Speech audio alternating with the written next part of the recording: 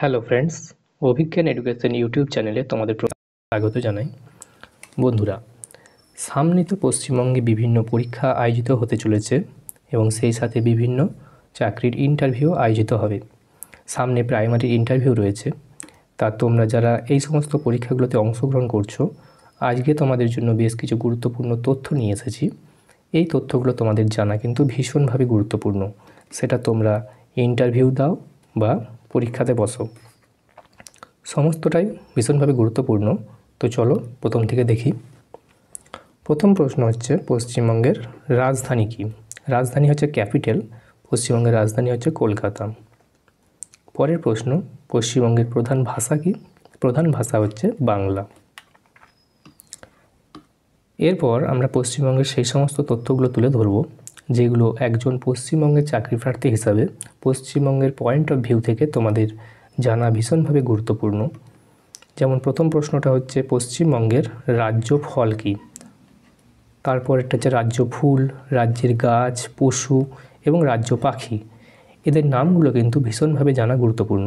তো পরপর আমরা এগুলো তুলে ধরছি। দেখো, রাজ্য ফুল সেটা হচ্ছে শিউলি ফুল।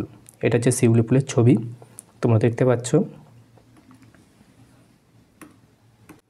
এরপর রয়েছে রাজ্য ফল। রাজ্য ফল হচ্ছে হিমসাগর আম। এরপর হচ্ছে রাজ্যের গাছ। রাজ্য গাছ হচ্ছে ছাতিম গাছ। এটা ছাতিম গাছের ছবি।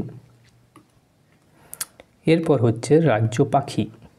রাজ্য পাখি বার্ড, এটা হচ্ছে সাদা গলার মাছরাঙা। এই যে মাছরাঙাটার গলাটা সাদা, এটাকে বলে সাদা গলার মাছরাঙা। ইংরেজিতে বলে white throated Kingfisher. White throated Kingfisher. Kingfisher মানে হচ্ছে মাছরাঙা, তো হোয়াইট থ্রোটেড কিংফিশার সাদা গলার মাছরাঙা। এটা হচ্ছে আমাদের পশ্চিমবঙ্গের রাজ্য পাখি। এরপর আসছি রাজ্য পশু। রাজ্য পশুটাও ভীষণভাবে গুরুত্বপূর্ণ। পশু অ্যানিমেল, তো স্টেট অ্যানিমেল হচ্ছে মেছো বিড়াল। মেছো বিড়াল মাছ ধরে খায়, এই যে বিড়ালের মতন মাছ ধরে খাচ্ছে, এটাকে ইংরেজিতে বলে ফিশিং ক্যাট। মেছো বিড়ালকে ইংরেজিতে বলে ফিশিং ক্যাট, মেছো বিড়াল। এরপর একটা হচ্ছে, পশ্চিমবঙ্গের আয়তনের দিক থেকে বৃহত্তম এবং ক্ষুদ্রতম জেলা কোনটি? এটা কিন্তু আয়তনের দিক থেকে, জনসংখ্যার সঙ্গে গুলিয়ে ফেলো না। বৃহত্তম হচ্ছে এবং ক্ষুদ্রতম। বৃহত্তম হচ্ছে সাউথ 24 পরগনা, দক্ষিণ 24 পরগনা, এবং আয়তনের দিক থেকে ছোট সেটা হচ্ছে কলকাতা।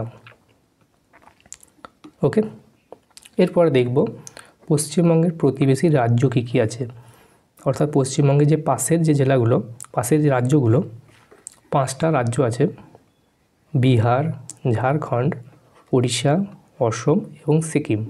এই যে নামগুলো পরপর, এটা হচ্ছে অ্যান্টি ক্লকওয়াইজ যদি তোমরা দেখো, অর্থাৎ এখানে বিহার, তারপর ঝাড়খণ্ড, ওড়িশা, অসম, সিকিম, এইভাবে অ্যান্টি ক্লকওয়াইজ পরপর নামগুলো ক্রোনোলজি অর্ডারে কিন্তু রয়েছে, তোমাদের মনে রাখার সুবিধা হবে।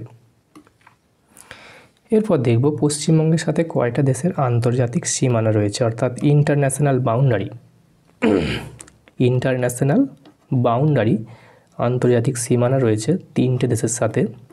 প্রথমে নেপাল, ভুটান এবং বাংলাদেশ। এই 3টে দেশের সাথে ইন্টারন্যাশনাল বাউন্ডারি রয়েছে। এর পরের প্রশ্নটা পশ্চিমবঙ্গের জন্য খুবই গুরুত্বপূর্ণ, পশ্চিমবঙ্গের চাকরি প্রার্থীদের জন্য ভীষণভাবে গুরুত্বপূর্ণ। সেটা হচ্ছে কর্কট ক্রান্তি রেখা।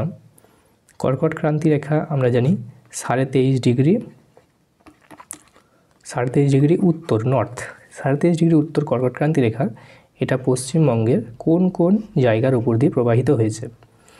পশ্চিমবঙ্গের মূলত 5টা জায়গার উপর দিয়ে প্রবাহিত হয়েছে। প্রথমে হচ্ছে নদিয়ার কৃষ্ণনগর, পূর্ব বর্ধমানের গুসকরা, পশ্চিম বর্ধমানের দুর্গাপুর, বাঁকুড়ার বড়জোড়া এবং পুরুলিয়া। এই 5টা জায়গার উপর দিয়ে, 5টা জেলার উপর দিয়ে কর্কট ক্রান্তি রেখা 23.5 ডিগ্রি উত্তর এটা প্রবাহিত হয়েছে। বোঝা গেছে?